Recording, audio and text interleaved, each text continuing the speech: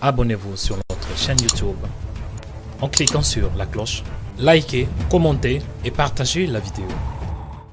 Je crois qu'il faut d'abord penser à toutes ces personnes âgées qui sont dans des EHPAD et qu'on a traitées moins bien que des bêtes en les enfermant dans leur chambre et en interdisant toute visite de leurs proches. Ça, c'est quelque chose qui a été malheureusement assez généralisé et moi, je trouve que c'est en fait une solution de facilité, une solution cruelle et quelque chose qui est absurde puisque en réalité, si vous respectez tous les fameux gestes barrières, vous pouvez aller voir une personne âgée sans risquer outre mesure de la contaminer plutôt que de la laisser dépérir toute seule dans sa chambre, dans son EHPAD.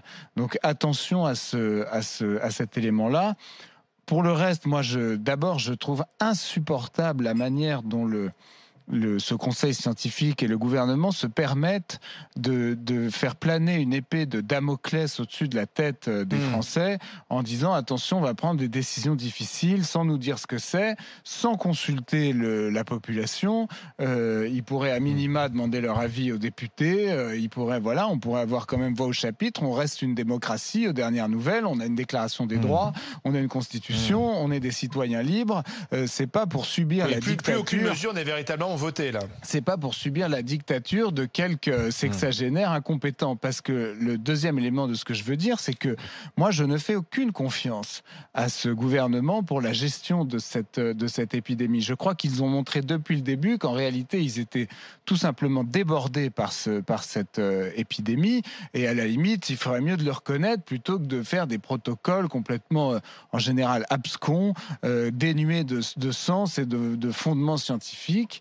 Ils sont débordés par cette crise et une des preuves qui, à mon sens, donc il y a un peu de panique, les plus éloquentes. Non, mais non seulement de la panique, mais en plus un irrespect de la population. Moi, je trouve que les citoyens sont pas respectés par ces gouvernants arrogants en même qui temps, ils se laissent prennent faire, les citoyens. Oui, mais c'est dommage. Oui, mais parce que forcément, quand ils mettent un gilet jaune et qu'ils vont dans la rue, on leur crève les yeux. Donc forcément, maintenant, ils ont été habitués à se laisser faire. Si vous voulez, on a l'impression aussi qu'ils ont été. Mais bien sûr, mais moi, ils sont paniqués par ce virus. Oui, mais il y en a aussi. Ils ont peur. Moi, le nombre de gens qui me disent. Peur qui règne. Le nombre de gens. Je suis désolé. Le nombre de gens qui me disent je sais que c'est absurde par exemple de mettre mon masque dans la rue mais je le mets quand même pour pas être emmerdé, voilà.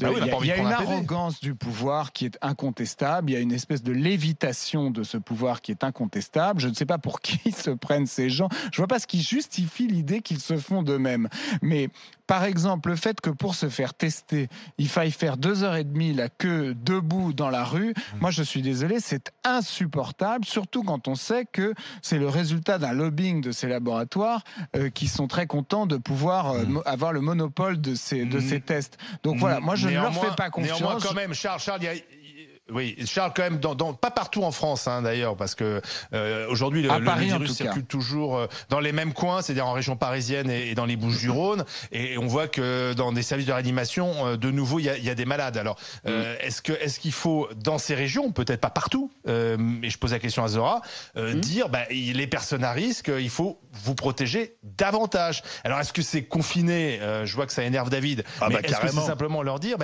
il faut être un